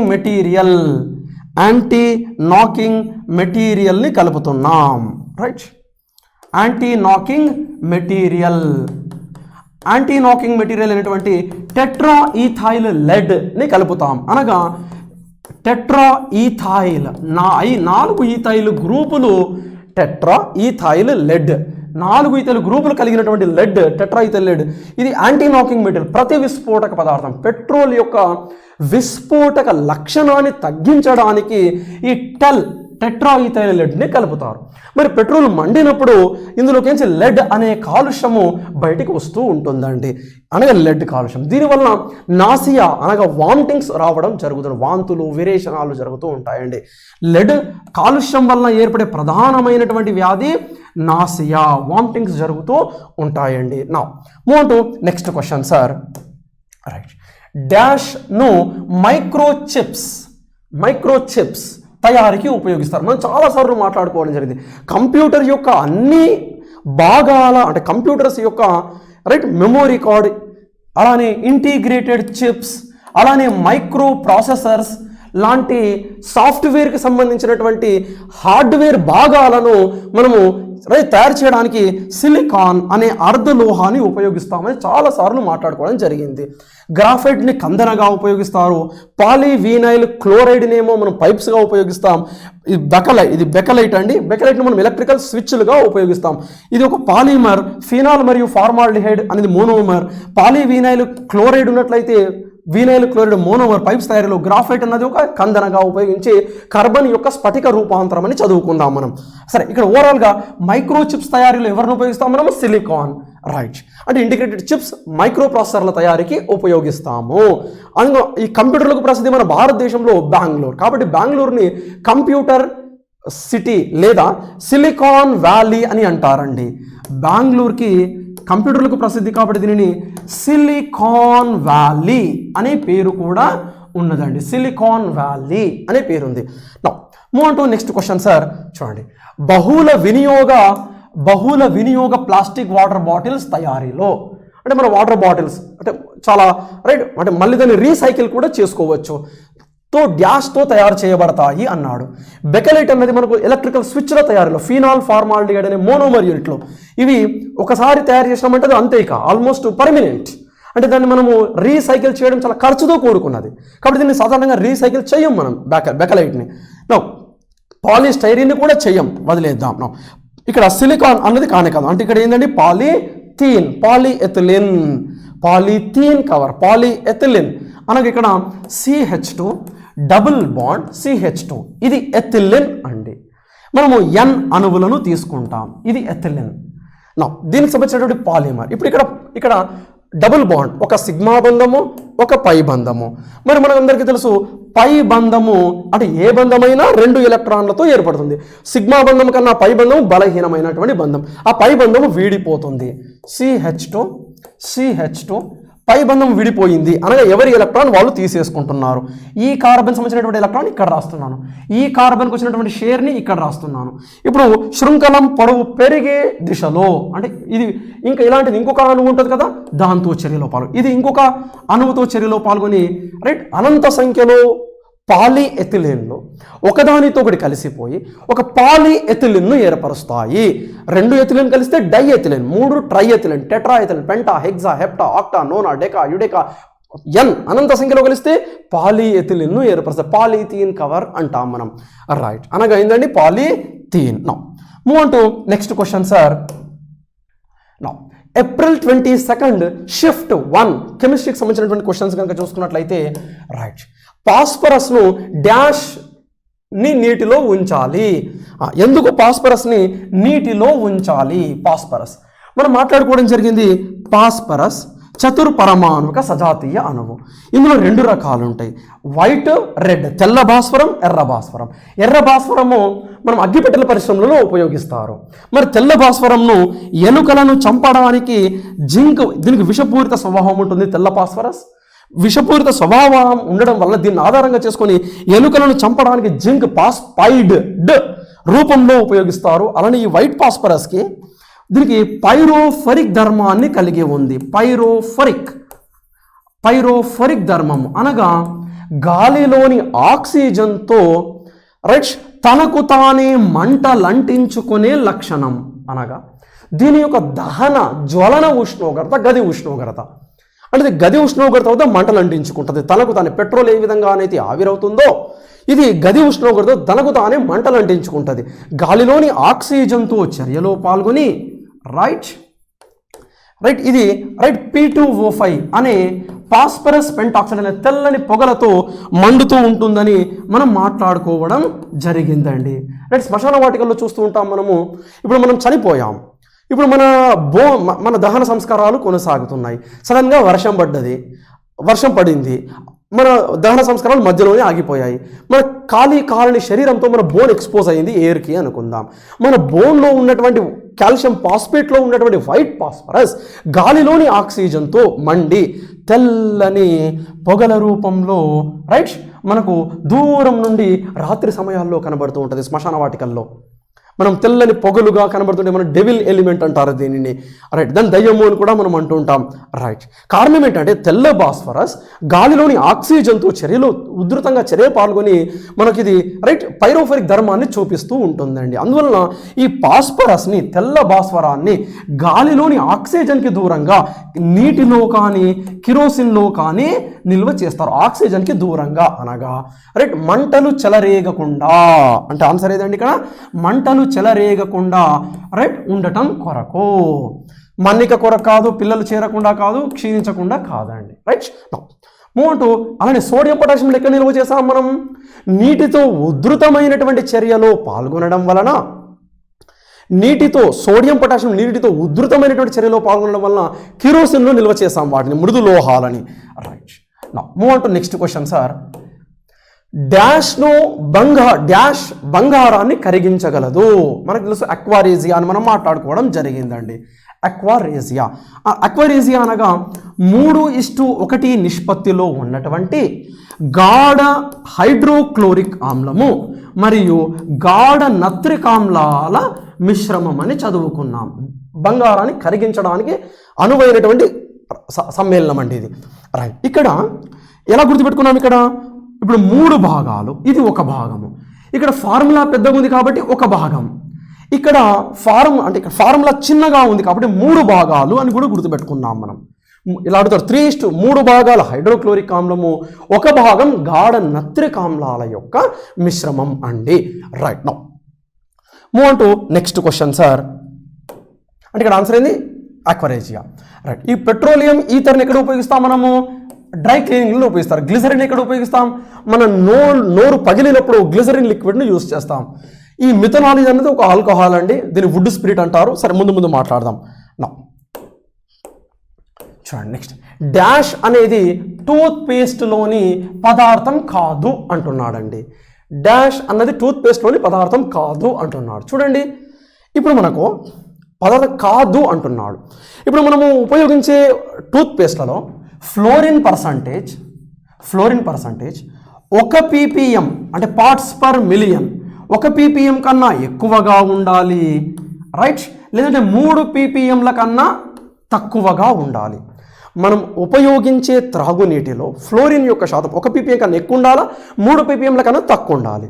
3 ppmల కన్నా ఎక్కువగా ఉన్నటువంటి నీటిని కనుక త్రాగితే మనకు ఫ్లోరోసిస్ అనగా ఎముకల పటుత్వం తగ్గిపోయే వ్యాధి వస్తుంది. ఫ్లోరోసిస్ అనే వ్యాధి వస్తుంది. అధికంగా ఉన్నటువంటి ఫ్లోరిన్ను నల్గొండ పద్ధతి ద్వారా రిమూవ్ చేసుకున్నాం మనం. నీరి అనే సంస్థ, national environmental engineering research institute చోటా నాగపూర్ వాళ్ళు ఇచ్చినటువంటి నల్గొండ పద్ధతిని దేశంలో ప్రప్రథమంగా నల్గొండలో ప్రవేశపెట్టడం వల్ల దాన్ని నల్గొండ పద్ధతి అని పేరు వచ్చింది. దాన్ని మనం తొలగించే విధానము 3 పద్ధతులు, 3 పదార్థాలను కలపాలి. బ్లీచింగ్ పౌడర్, తడి సున్నము, అలానే పటిక, 3 వరుస క్రమంలో కలిపినప్పుడు అధికంగా ఉన్నటువంటి ఫ్లోరిన్ అవక్షేపితమై వడపోత పద్ధతి ద్వారా వేరు చేస్తాము. అధిక ఫ్లోరిన్ను తీసేయవచ్చు అని చదువుకున్నాం. ఒకవేళ మన తాగే నీటిలో 1 ppm కన్నా తక్కువగా ఉందనుకోండి, మన టీత్ మీద ఎల్లో కలర్ డాట్స్ ఏర్పడతాయండి. అంటే పసుపు పచ్చని మచ్చలు ఏర్పడతాయి మన టీత్ పైన. 1 ppm కన్నా తక్కువ ఉంటే, ppm అంటే ఏంది? Parts per million. ప్రతి 10 లక్షల భాగాలకు 1 భాగమైన ఫ్లోరిన్ ఉండాలి అని అర్థం ఇక్కడ. రైట్, ఒకవేళ ఇంతకన్నా తక్కువగా ఉందనుకోండి, మరి మనము ఫ్లోరిన్ డెఫిషియన్సీ వస్తుంది, మనకు ఫ్లోరిన్ లోపం వస్తుంది. ఈ ఫ్లోరిన్ డెఫిషియన్సీని తగ్గించడానికి ఫ్లోరిన్ ఉన్నటువంటి టూత్ పేస్ట్లను ఉపయోగించాలి. సాధారణంగా మనము ఫ్లోరిన్ మన శరీరానికి అందించడానికి టూత్ పేస్ట్ల రూపంలో సోడియం ఫ్లోరైడ్ రూపంలో తీసుకుంటామండి. సోడియం ఫ్లోరైడ్ రూపంలో తీసుకుంటాం. అనగా ఫ్లోరిన్ డెఫిషియన్సీ ఉంటే ఫ్లోరిన్ను సోడియం ఫ్లోరైడ్ రూపంలో తీసుకుంటాం. అంటే ఇది టూత్ పేస్ట్లో భాగమే అని అర్థమవుతుంది. నా కాల్షియం కార్బోనేట్, మనకు సున్నపు రాయి, ఖచ్చితంగా ఇది ఉండాల్సిందే. అలానే మెగ్నీషియం కార్బోనేట్ MgCO3, ఇది కూడా ఉండాల్సిందే. అంటే ఇక్కడ చూడండి, సోడియం కార్బనేట్ అంటే రైట్, మనకు వాషింగ్ సోడా అంటారు. వాషింగ్ సోడా యాజ్ చాకలి సోడా, బట్టలు ఉతికే సోడా అంటారు. ఇది మన టూత్పేస్ట్లో ఉంటుందా సార్? ఉండదు. కాబట్టి ఇది సోడియం కార్బనేట్. మిగతా కాల్షియం కార్బనేట్ ఉంటుంది, మెగ్నీషియం కార్బనేట్ కూడా ఉంటుంది, ఫ్లోరైడ్ కూడా ఉంటుందండి. నా move to next question sir. Right, contact లెన్స్ను సాధారణంగా దీనితో తయారు చేస్తారు. అంటే కాంటాక్ట్ లెన్స్ అంటే మనకు కళ్ళకు పెట్టుకుంటారు, మనం చూస్తుంటాం. అపరిచితుడు మూవీలో చూపిస్తుంటాడు. రైట్, అంటే ఈ కంటి రెటీనా మీద వస్తూ ఉంటుంది, green colour, light blue colour. Right, అది ఏదండి? జెల్. అదొక జెల్ పదార్థం అండి. హైడ్రో ఉన్నటువంటి జెల్ అండి. అనగా ఆన్సర్ ఏదండి? Hydro gel. మనకు నైలాన్ ఉంటుందా అండి? నెవర్. మైకా వ్యాక్స్ ఉంటుందా? నెవర్. టెఫ్లాన్ వాడుకుంటామా? కోటింగ్ చేసుకుంటామా? లేదు. అంటే హైడ్రో జెల్ అండి. అంటే నీటికి హైడ్రో జెల్స్ అనగా రైట్, జెల్స్ అనగా లిక్విడ్ ఇన్ సాలిడ్, అనగా ఘన పదార్థంలో ద్రవ పదార్థం. ఘనంలో ద్రవానికి ఉదాహరణనండి. ఘనంలో ద్రవం.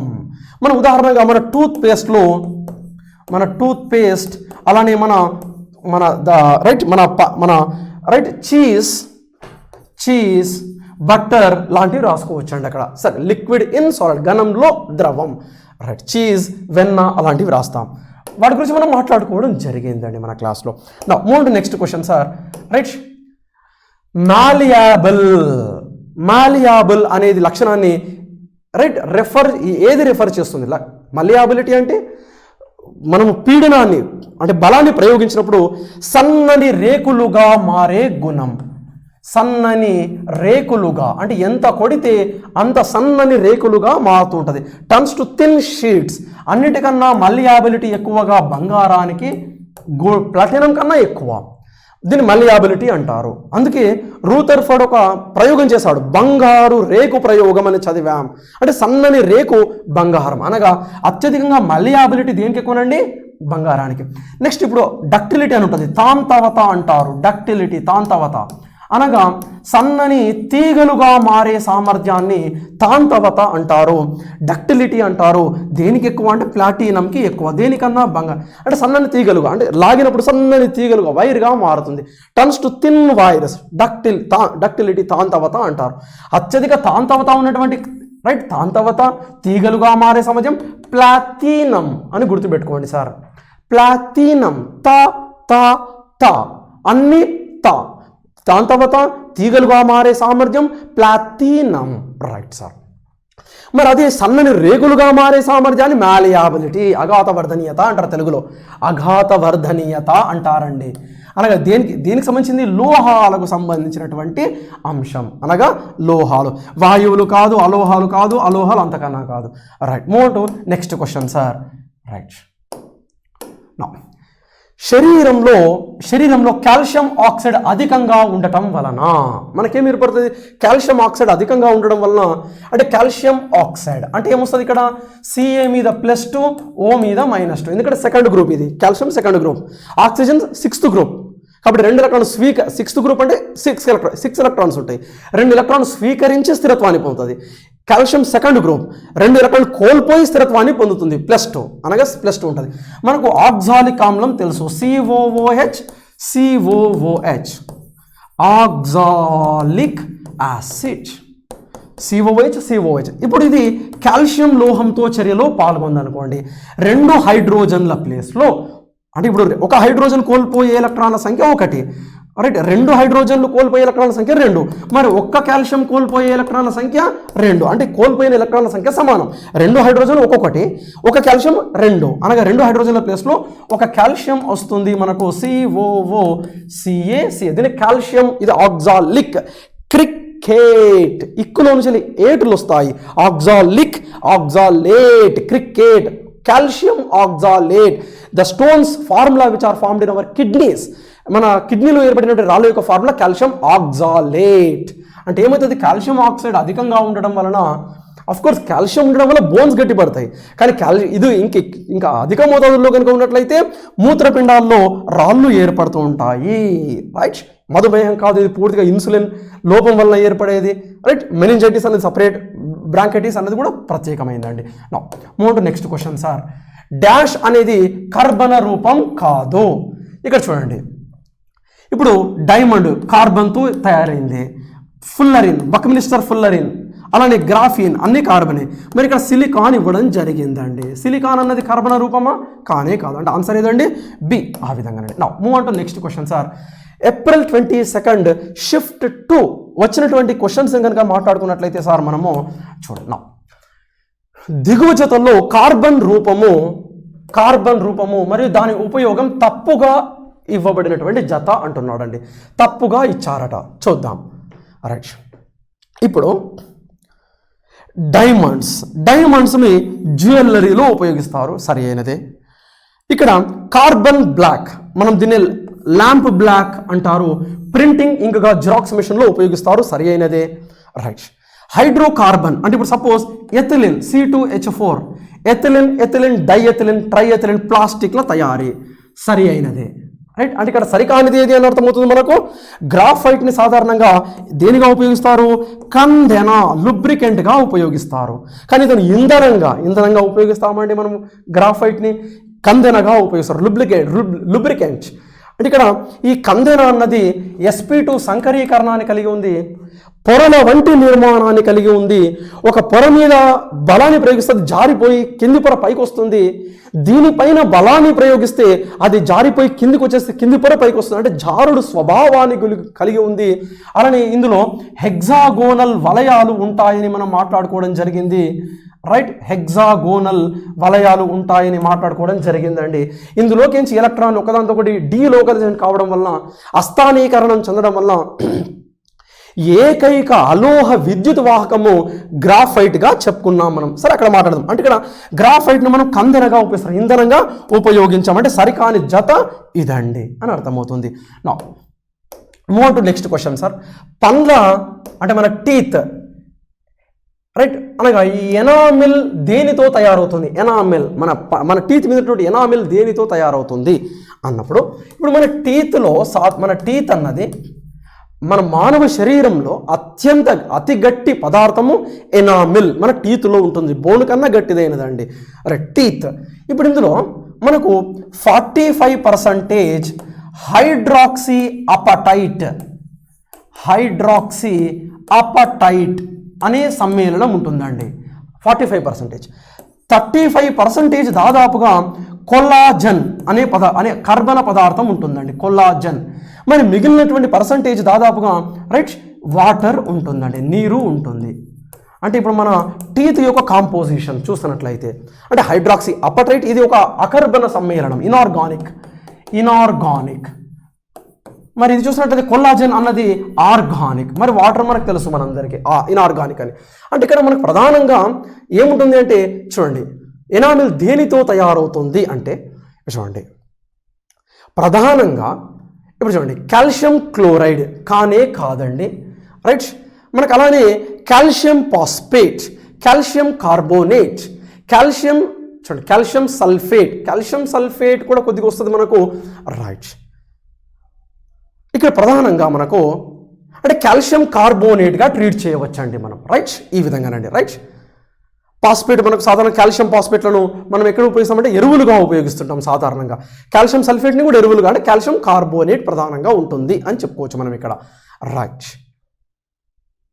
Now move to next question sir, right.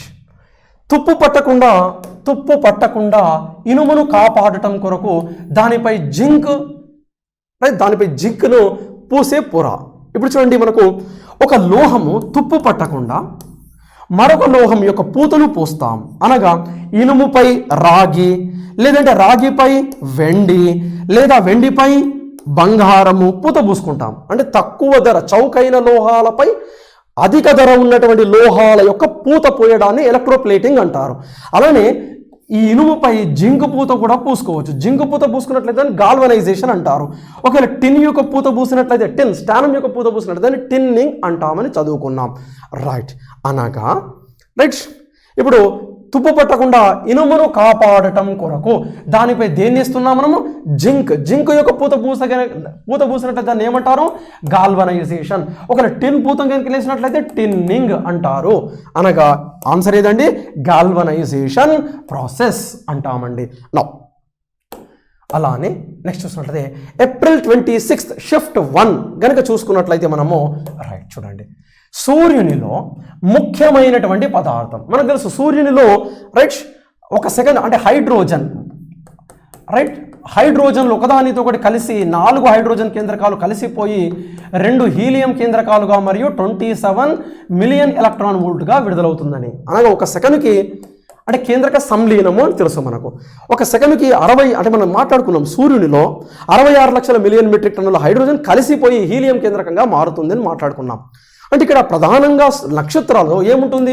Hydrogen, helium. అత్యధికంగా hydrogen, second most abundant helium in the universe. అంటే మనకి ఇక్కడ ఏమిటంటే ప్రధానంగా హైడ్రోజన్ అన్నది ఉంటుందండి, రైట్. నా move on to next question sir, right. Caustic soda యొక్క రసాయనిక నామము, రైట్. ఇక్కడ ఒక్కసారి అండి చూడండి, ఒక్కసారి ఇది చూడండి, ఇది కాదు. ఇప్పుడు ఇది పండ్ల ఎనామిల్ అన్నది ఒక్కసారి చూద్దామండి. దీనికి సంబంధించింది మన లాస్ట్లో దీని గురించి ఎక్కువ డీటెయిల్గా మాట్లాడతానండి. దీనికి సంబంధించింది ఈ రైట్ దీనికి సంబంధించింది డీటెయిల్గా మాట్లాడదామండి పూర్తిగా. రైట్ ఈ టీత్కి సంబంధించింది పూర్తిగా మాట్లాడతానండి అక్కడ నేను. రైట్ నా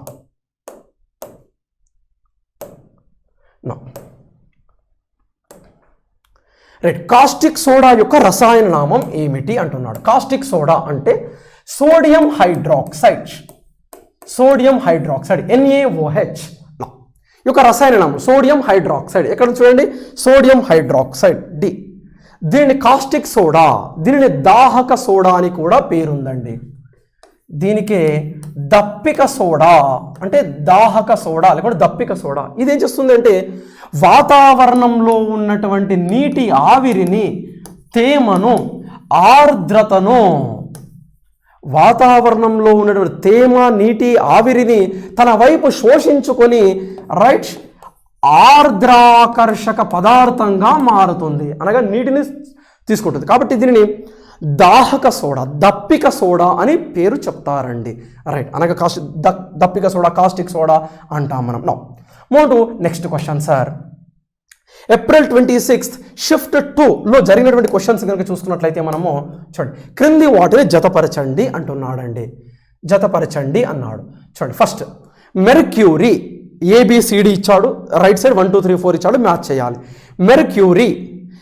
మెర్క్యూరీని సాధారణంగా మనము రైట్ ఎక్కడ ఉపయోగిస్తాము? ఇక్కడ మానోమీటర్స్ అంటే యాక్చువల్గా మానోమీటర్లో కాకుండా బారోమీటర్లో ఉపయోగిస్తారు మెర్క్యూరీని. సరే ఇప్పుడు అంటే మానోమీటర్లు కూడా ఉపయోగిస్తారు, అనగా A2 అన్నది అర్థమవుతుందండి. అంటే A2 అని అర్థమవుతుంది మనకు. రైట్ నెక్స్ట్ జెర్మేనియం, మనకు సిలికాన్ జెర్మేనియంలో ఒక అర్ధలోహాలు సెమీ కండక్టర్స్ అని చదువుకున్నాం. అంటే ఇక్కడ ఏంది B1 అని అర్థమవుతుంది, B1 అని అర్థమవుతుంది. నెక్స్ట్ ఇంకా చూడండి మీథైల్ ఆల్కహాల్ అంటే CH3OH మీథైల్ ఆల్కహాల్. దీనిని 1950కి ముందు కర్ర యొక్క గుజ్జు నుండి సంగ్రహించారు. కర్ర యొక్క గుజ్జు నుండి సంగ్రహించడం వల్ల దీనికి వుడ్ స్పిరిట్ అని పేరుందండి. Wood spirit, methyl alcohol wood spirit అని పేరుంది. అనగా రైట్ మీతో వుడ్ నాఫ్తా అని ఇవ్వడం జరిగింది. అనగా C3 కరెక్టే, C3 రైట్, C3 కరెక్టే. నౌ ఇక మిగిలింది ఏంటి? నిక్రోమ్. ఇక నిక్రోమ్ మనకు రెసిస్టెన్స్ వైర్, మన వాటర్ హీటర్లలో ఉంటుంది కదా ఇట్లా వాటర్ని హీట్ చేసుకోవడానికి nichrome wire. Nickel, chromium, manganese, ఐరన్ల మిశ్రమం అండి నిక్రోమ్ వైర్. రైట్ విద్యుత్ నిరోధకాలు రెసిస్టెన్స్ వైర్ని తయారు చేయడానికి ఉపయోగిస్తారు. అంటే D4 అని అర్థమవుతుంది. నా ఇప్పుడు చూద్దాం. రైట్ నా ఆన్సర్ చూడండి. అంటే ఇక్కడ మనకు రైట్ ఇక్కడ ఏం రావాలి? A2 ఉండాలి. చూడండి ఎక్కడ ఉంది A2? చూడండి A2 B4 అంటే A2 B1 C3 D4 అనగా ఆన్సర్ ఏదండి? ఏ. ఆ విధంగా గుర్తుపడుతున్నామండి. రైట్ ఈ విధంగా రైట్ ఈ విధంగా అంటే A2 B1 ఈ విధంగా రైట్. అంటే మనకి ఇక్కడ క్లియర్గా అర్థమవుతుంది మనకు క్లియర్గా ఇక్కడ రైట్. ఇక్కడ చూడండి A2 B1 C3 right D4 వచ్చేసింది మనకు ఈ విధంగానండి. Now move on to next question sir. RRB NTPC 2016 April 27th జరిగినటువంటి షిఫ్ట్ 1 ఎగ్జామ్లో చూసుకున్నట్లయితే సార్ నా చూడండి ఒకే సంఖ్యలో ఎలక్ట్రాన్లు ఉండే అణువులు లేదా పరమాణువులు లేదా అయాన్లను డాష్ అని అంటారు. ఒకే సంఖ్యలో ఎలక్ట్రాన్లు మనం మాట్లాడుకోవడం జరిగింది. ఐసో ఎలక్ట్రానిక్, ఐసో అంటే సమానం, ఎలక్ట్రానిక్ అంటే ఎలక్ట్రాన్ సమానం అంటే ఐసో ఎలక్ట్రానిక్ స్పెసిస్ ప్రాతిపదికలు అంటారు. అంటే ఆన్సర్ ఏంటండి? ఐసో ఎలక్ట్రానిక్. ఐసోటోప్ అంటే బరువు వేరుంటుంది, టోపీ వేరుంటుంది. రైట్ ఐసోటోన్లు అంటే న్యూట్రాన్ల సంఖ్య, ఐసోటోప్లు అంటే టోపీ వేరుంటుంది. రైట్ వాలెన్సీ ఐసో ఎలక్ట్రాన్ అంటే వాలెన్సీ ఎలక్ట్రాన్లు సమానం ఉంటే దాన్ని వాలెన్సీ ఐసో ఎలక్ట్రానిక్ అంటారు. కానీ ఇక్కడ మొత్తం ఒకే సంఖ్యలో మొత్తం ఎలక్ట్రాన్ల సంఖ్య సమానం ఉన్నట్లయితే దాన్ని ఐసో ఎలక్ట్రానిక్ అంటారండి. అంటే ఐసో ఎలక్ట్రానిక్ స్పెసిస్. ఉదాహరణ రాసుకోవడం జరిగిందండి మనం. రైట్ ఇప్పుడు రైట్ ఇక్కడ నియాన్ ఎన్ని ఉంటాయి? నియాన్లో 10 ఎలక్ట్రాన్లు ఉంటాయి. మరి ఇప్పుడు సోడియంలో ఎన్ని ఉంటాయి? 11 ఎలక్ట్రాన్లు ఉంటాయి. ఒకటి తీసేస్తున్నాం, Na+1 అంటే 10 అయిపోయాయి. నెక్స్ట్ మెగ్నీషియంలో పరమాణు సంఖ్య 12 ఎలక్ట్రాన్లు ఉంటాయి. 2 తీసేసినాం, +2 ఐసో ఎలక్ట్రానిక్. అల్యూమినియం పరమాణు సంఖ్య 13 ఎలక్ట్రాన్లు ఉండాలి. మూడింటిని తీసేసాం, Al+3 ఎన్ని 10 సమానం. నెక్స్ట్ సిలికాన్ పరమాణు సంఖ్య 14 తీసేసాం +4 అంటే ఇవన్నీ సమ ఎలక్ట్రానిక్ శ్రేణి. నా ఫ్లోరిన్ పరమాణు సంఖ్య 9 ఎలక్ట్రాన్లు ఉంటాయి, ఒకటి కలిపినాం అంటే -1 అంటే 10 ఎలక్ట్రాన్లు మళ్ళీ. నెక్స్ట్ ఆక్సిజన్ పరమాణు సంఖ్య 8 ఎలక్ట్రాన్లు ఉంటాయి, 2 కలిపినాం, రుణావేశాలను కలిపినాం కాబట్టి -2 సమ ఎలక్ట్రానిక్ శ్రేణి. నెక్స్ట్ నైట్రోజన్ పరమాణు సంఖ్య 7 ఎలక్ట్రాన్లు ఉంటాయి, 3 కలిపాం అంటే 10 ఎలక్ట్రాన్లు. అంటే అన్నిట్లలో కూడా 10 ఎలక్ట్రాన్లు. దీనిని సమ ఎలక్ట్రానిక్ శ్రేణి అంటారు, సమ ఎలక్ట్రానిక్ శ్రేణి అంటారండి. మనం మాట్లాడుకోవడం జరిగింది వీటికి సంబంధించింది. Now move to next question sir. చూడండి, ఆధునిక ఆవర్తన పట్టికలో 3వ పీరియడ్లో అత్యంత విద్యుత్ ధనావేశం ఉన్న మూలకం మరియు అత్యంత రుణావేశం ఉన్నటువంటి మూలకం అంటున్నాడు. అనగా మన ఆవర్తన పట్టికలో ఇలా పీరియాడిక్ టేబుల్ మనం చదువుకొని ఉన్నాము, రైట్? ఇలా మనం పీరియాడిక్ టేబుల్ చదువుకొని ఉన్నామండి, రైట్? ఇక్కడ లాంథనైడ్లు, ఆక్టనైడ్లు ఉంటాయి. ఇవి ఎస్ బ్లాక్ మూలకాలు, పి బ్లాక్ మూలకాలు, డి బ్లాక్ మూలకాలు, ఎఫ్ బ్లాక్ మూలకాలు చదువుకున్నాం. నా ఇక్కడ ఎడమ వైపు ఉన్నటువంటి మూలకాలు లోహాలు, కుడి వైపు ఉన్న వాటిలో మనకు అలోహాలు ఇక్కడ గన్ షేప్లో ఉంటాయని మాట్లాడుకోవడం జరిగింది. మనం గన్ షేప్లో ఉంటాయి. ఎవరు వాళ్ళు? Boron, carbon, nitrogen, oxygen, fluorine, chlorine, bromine, iodine, oxygen కింద సల్ఫర్, నైట్రోజన్ కింద ఫాస్ఫరస్, ట్రిగ్గర్ లాగా హైడ్రోజన్, 11 అలోహాలను చదువుకున్నాం, రైట్? ఇక్కడ 3వ పీరియడ్ ఇక్కడ మనకు హైడ్రోజన్, హీలియం ఇవి మనకు ఫస్ట్ పీరియడ్. తర్వాత లిథియం, బెరీలియం, బోరాన్, కార్బన్ ఇది సెకండ్ పీరియడ్గా ట్రీట్ చేస్తాం. Next sodium, potassium third period. అంటే ఇక్కడ ఎడమ వైపు సోడియం, అంటే ఇక్కడ ఎడమ నుండి కుడికి వెళ్ళే కొలది ఎలక్ట్రాన్లు కోల్పోయే స్వభావం తగ్గుతూ ఎలక్ట్రాన్లు స్వీకరించే స్వభావం పెరుగుతుంది. అనగా ఎడమ వైపు ధన విద్యుదాత్మకత లోహతత్వం, కుడివైపుకు రుణ విద్యుదాత్మకత ఉన్నటువంటి అలోహతత్వం. అంటే అటువైపు అధిక రుణ విద్యుదాత్మకత, ఇటువైపు అల్ప రుణ విద్యుదాత్మకత, లేకపోతే అధిక ధన విద్యుదాత్మకత. మరి థర్డ్ పీరియడ్లో దేంతో స్టార్ట్ అయితే థర్డ్ పీరియడ్ సోడియంతో, దేంతో ఎండ్ అవుతుంది? రైట్, క్లోరిన్తో. అనగా అధిక రుణ విద్యుదాత్మకత క్లోరిన్, అధిక ధన విద్యుదాత్మకత సోడియం. అనగా సోడియం, క్లోరిన్. ఆన్సర్ ఏదండి?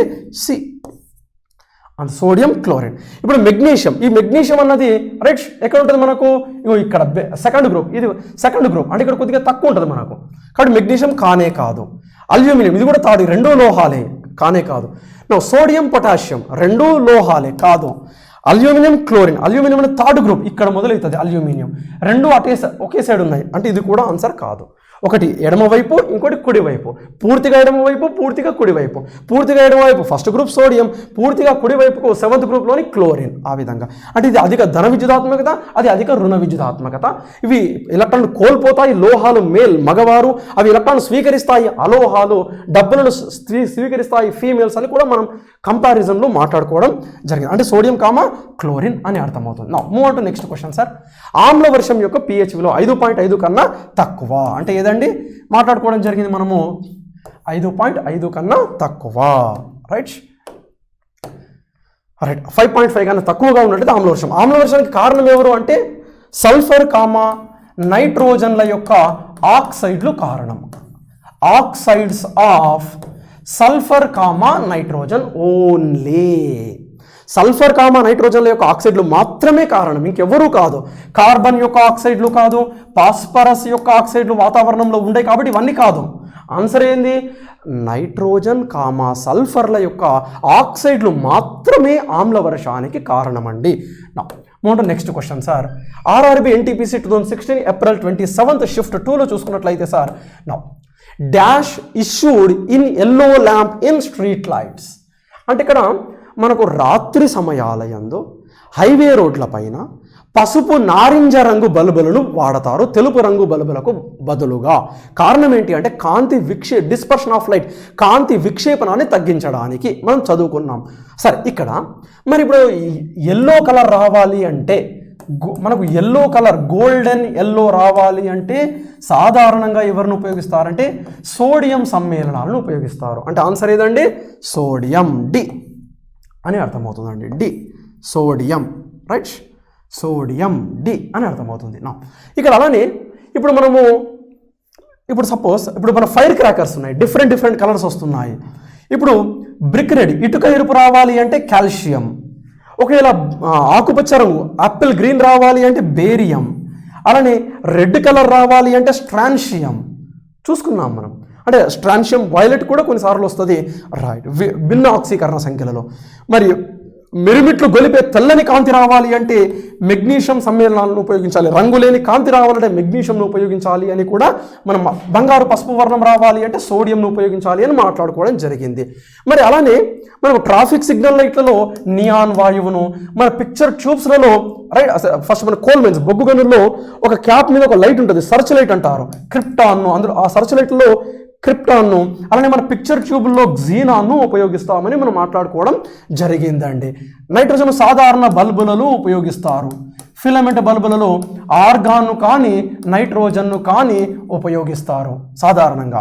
ఫాస్ఫరస్ని ఉపయోగించారు ఇక్కడ కూడా, రైట్. అనగా ఆన్సర్ ఏదండి, ఎల్లో కలర్ ల్యాంప్స్ రావాలి, ఎల్లో కలర్ రావాలంటే సోడియం, గ్రీన్ రావాలంటే barium, right. Now move on to next question sir. April 28 shift 1లో అడిగినటువంటి క్వశ్చన్స్ని కనుక చూసుకున్నట్లయితే డాష్, ఒక ఉల్లిపాయ తరుగుతున్నప్పుడు ఉల్లిపాయను తరుగుతున్నప్పుడు కళ్ళల్లో మంటను పుట్టించే పదార్థం ఏది? ఇప్పుడు మనం ఆనియన్ని కట్ చేసినప్పుడు సల్ఫర్, అందులో ఉన్నటువంటి ఘన పదార్థం సల్ఫర్, ఉల్లిపాయలో ఉన్నటువంటి ఘన పదార్థం సల్ఫర్ గాలిలోని ఆక్సిజన్తో వేగంగా చర్యలో పాల్గొని సల్ఫర్ డయాక్సైడ్ని ఏర్పరుస్తుంది. ఈ సల్ఫర్ డయాక్సైడ్కి నీటిలో కరిగే స్వభావం ఎక్కువ. అందుకు కొంతమంది ఆనియన్స్ కట్ చేయగానే నీళ్ళల్లో వేసేస్తూ ఉంటారు. ఆనియన్ కట్ చేయగానే నీళ్ళల్లో వేసేస్తూ ఉంటారు, రైట్. ఎందుకంటే అది నీటిలో కరిగే స్వభావం ఎక్కువ. నీటిలో కరిగే సల్ఫ్యూరస్ ఆమ్లాన్ని ఏర్పరుస్తుంది. H2SO3 ఆమ్లాన్ని ఏర్పరుస్తుంది. ఇప్పుడు ఈ ఆమ్లం మనకు ఇప్పుడు మనకు అలా ఆనియన్ కట్ చేసి నీళ్ళలో వేయలేదనుకోండి, అప్పుడు మనం ఆనియన్ కట్ చేసినప్పుడు అందులో నుంచి విడుదలైనటువంటి సల్ఫర్ డయాక్సైడ్ వాయువు, ఇది వాయువు అండి, వాయువు. ఇది నీళ్ళు ఎక్కడున్నాయా అని వెతుకుతుంది. మన కళ్ళల్లో ఉన్నటువంటి నీళ్లను ఉపయోగించుకొని మన కంటి నీటిలో కరుగుతుంది. మనకు ఒక అసౌకర్యం అన్నది ఏర్పడుతుంది. సల్ఫ్యూరస్ ఆమ్లం ఒక అసౌకర్యం ఏర్పడుతుంది. అప్పుడు ఆశ్రు గ్రంథువులు ఎక్కువ నీటిని విడుదల చేస్తాయి. మరి ఆ పాత నీటి అసౌకర్యం కలిగించినటువంటి సల్ఫ్యూరస్ ఆమ్లము ఉన్నటువంటి నీళ్లు బయటకు వచ్చేస్తూ ఉంటాయండి. ఇరిటేషన్ ఆఫ్ ఐస్, కళ్ళు మండడం చూస్తూ ఉంటాం. కారణం ఏంటండి? సల్ఫర్ డయాక్సైడ్, అనగా సల్ఫర్ అని అర్థమవుతుంది. Now move to next question sir. తాజా వర్షం పడిన తర్వాత అంటే ఎండాకాలం తర్వాత అప్పుడే వర్షం పడ్డదనుకోండి, రైట్, చాలా రోజులకు వర్షం పడ్డదనుకోండి, తాజా వర్షం పడిన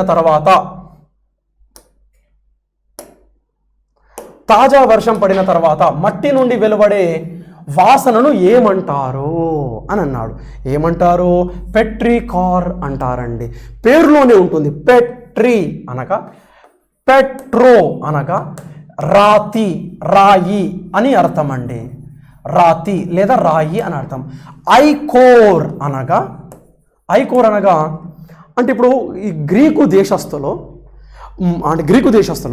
అంటే ఇప్పుడు ఎండాకాలం తర్వాత పడే మొట్టమొదటి వర్షం తాజా వర్షం అంటారు. మొట్టమొదటి వర్షం దేవుడు కురిపించాడు. అది భూమి మీద పడి అక్కడ మనకు భూమిపైన జీవ ఆవిర్భావానికి అంటే మొక్కలు మొలకెత్తుతాయి. అంటే ఇక్కడ గడ్డి అవన్నీ పచ్చగా అంటే జీవ ఆవిర్భావం జరుగుతుంది. ఇక్కడ ఐకోర్ అంటే ఏంటంటే రక్తనాళాలలో ప్రవహించే విలువైనటువంటి పదార్థము అని అర్థం. ఐకోర్ అంటే గ్రీకు దేశస్థులు తాజా వర్షాన్ని ఏమన్నారు అంటే పెట్రికార్ అంటారు. అంటే ఇక్కడ అర్థం ఏంటంటే రాతి పైన పడి ఆ మొదటి నీళ్లు ప్రవహిస్తూ జీవ ఆవిర్భావానికి కారణమవుతున్నాయి. కాబట్టి ఏమంటారంటే దానిని దేవుని యొక్క రక్తనాళాలలో, దేవుని యొక్క నాడులలో, దేవుని యొక్క గాడ్ యొక్క రక్తనాళాలు, వెజిల్స్ అంటారు కదండి, ఆ వెజిల్స్ సిరలలో రైట్ నీళ్లు ఇక్కడ నీళ్లు ప్రవహించి రైట్ అక్కడ జీవ ఆవిర్భావానికి కారణమవుతున్నాయనే పేరు నుంచి రావడం జరిగిందండి పెట్రికార్. ఐకార్ అంటే దేవుని యొక్క రక్తనాళాలు అని పేరండి. వాళ్ళు అంటే రక్తనాళాలలో రక్తం ప్రవహిస్తే ఒక వ్యక్తి రైట్ ఆరోగ్యంగా ఉంటాడు. అలానే ఎండాకాలం తర్వాత అంటే నీళ్లు లేనకుండా తర్వాత ఒకసారి తాజా వర్షం పడ్డది అనుకోండి, అప్పుడు ఆ నీళ్లు పడి ఆ భూమి పైన ఉన్నటువంటి చిన్న చిన్న గాడుల్లో నీళ్లు ఎలా ప్రవహిస్తాయంటే మన రక్తనాడుల్లో ఏ విధంగానైతే దేవుని యొక్క రక్తనాడుల్లో ఏ విధంగానైతే రక్తం ప్రవహిస్తుందో ఆ విధంగా ఈ నీళ్లు ప్రవహించి జీవ ఆవిర్భావానికి కారణమవుతుంది అనే ఉద్దేశంతో పెట్రీ ఐకార్ అని పేరు పెట్టడం జరిగిందండి. దానికి పెట్రికార్ అంటారండి. దాన్ని పెట్రో అంటే రాయి నూనె, రైట్. ఇక్కడ ఫస్ట్ ఎసిటోమైసిటీస్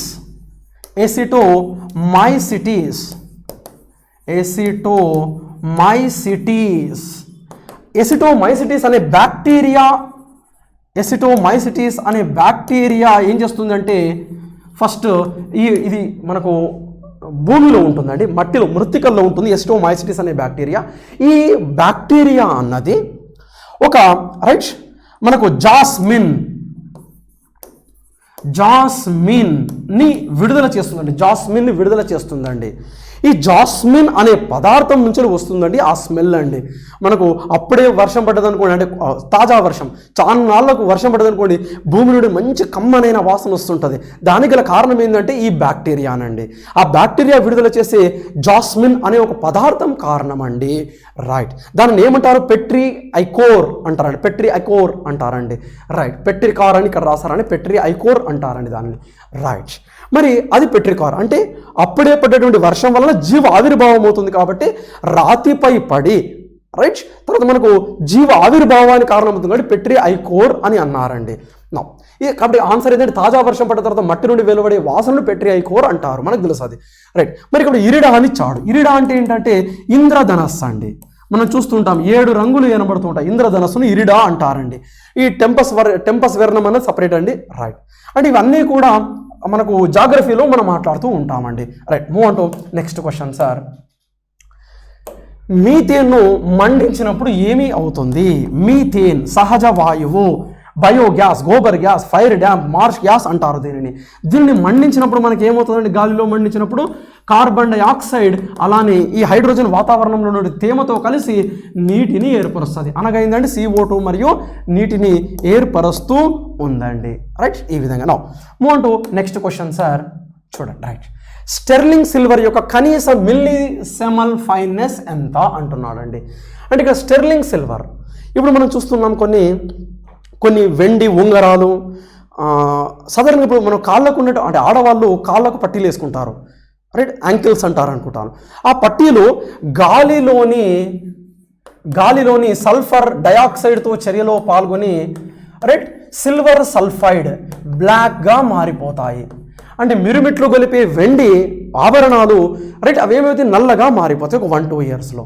మరి ఇలా మారకుండా కాపాడుకోవడానికి మనకు కొద్దిగా రైట్ 92.5% సిల్వర్, తర్వాత మిగిలినవి రాగి ఉపయోగిస్తారు. అంటే 7.5% రాగిని ఉపయోగిస్తారు. దానిని ఏమంటారంటే ఆ మిల్లీసెమల్ ఫైన్నెస్ అంటారు. అంటే స్టెర్లింగ్ సిల్వర్ అంటే అది తుప్పు పట్టకుండా మనం చూస్తుంటాం. కొన్ని ఉంగరాలు, లాకెట్స్ తుప్పు పట్టవు.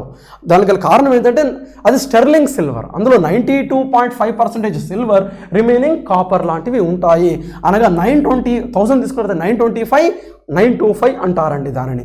925 సిల్వర్, రిమైనింగ్ కాపర్ లాంటివి ఉంటాయి తుప్పు పట్టకుండా ఉండడానికి. Next question sir. మ్యూకిలేజ్ నీటితో కలిసినప్పుడు డాష్గా ఉపయోగించవచ్చు. మ్యూకిలేజ్ అంటే గ్లూ అని అర్థం. అంటే ఆన్సర్ ఏదండి? గ్లూ అని అర్థం అవుతుంది మనకు, గ్లూ ఆ విధంగా, రైట్. నా move to next question sir, right. చూడండి ఇక్కడ NTPC 2016 April 28 షిఫ్ట్ 2లో కనుక చూసుకున్నట్లయితే నా చూడండి ఇక్కడ MS Excelలో యాక్చువల్గా ఇది మనకు MS Excel అన్నది కంప్యూటర్కి సంబంధించినటువంటి క్వశ్చన్ అండి. ఒక ఫంక్షన్ లోపల ఉండే మరొక ఫంక్షన్ ఏమంటారంటే నెస్టెడ్ ఫంక్షన్ అంటారు సార్. ఇది కంప్యూటర్కి సంబంధించిందండి. నా move to next question sir, right. Company inter globe aviation ఇది కూడా మనకు కంప్యూటర్కి సంబంధించిందే. నా మూవ్ టు నెక్స్ట్ క్వశ్చన్. ఒక స్మార్ట్ లగ్జరీ వాచ్ని అభివృద్ధి చేయడానికి గూగుల్తో ఏ ప్రీమియర్ వాచ్ కంపెనీ అనుబంధంగా ఉంది అంటున్నాడు. ఇది కూడా మనకు అప్పుడు కరెంట్ అఫైర్స్ ఈవెంట్ క్వశ్చన్ అండి, ఏదో ప్రింట్ మిస్టేక్ వచ్చింది. ఓవరాల్గా ఈ ట్యాగ్ హ్యూమర్ అన్నది ఆన్సర్ అండి. ఈ ట్యాగ్ హ్యూమర్ అనే సంస్థ టైప్ అయి ఉంది. Move to next question. IRS శ్రేణి అనగా అబ్రివేషన్ ఏంటంటే Indian remote sensing satellite. Indian remote sensing satellite వీటి కొరకు ఉపయోగిస్తారు. అంటే జస్ట్ దేని గురించి ఉపయోగిస్తారంటే ప్రధానంగా రిమోట్ సెన్సింగ్ పర్పస్, అంటే రిమోట్ కంట్రోల్ ద్వారా కంట్రోల్ చేస్తారు రిమోట్ సెన్సింగ్ ద్వారానండి. కమ్యూనికేషన్ శాటిలైట్లు సపరేట్గా ఉన్నాయండి. కమ్యూనికేషన్ శాటిలైట్ అంటే ఇక్కడ మనకు డిటిహెచ్, డైరెక్ట్ టు హోమ్, అలానే మనకు రైట్, అలానే టెలివిజన్, అలానే మనకు రేడియో బ్రాడ్కాస్టింగ్, అలానే మనకు చూసినట్లయితే మనకు ఇంటర్నెట్ అలానే మనం చూసినట్లయితే ఇవన్నీ మనకు దీని ఆధారంగా కమ్యూనికేషన్ శాటిలైట్ ఆధారంగా పనిచేస్తాయి. DTH, internet, road navigation satellites communication satellite కిందకి వస్తాయి మనకు. రైట్, అంటే ఫస్ట్ కమ్యూనికేషన్ శాటిలైట్ యాపిల్ మనం మాట్లాడుకున్నాం. రిమోట్ సెన్సింగ్ శాటిలైట్ పర్పస్ ఉపయోగిస్తారండి ప్రధానంగా. ఇవి మనకు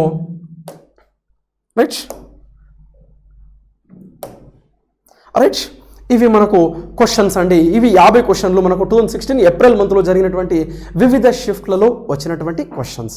థ్యాంక్ యూ వెరీ మచ్.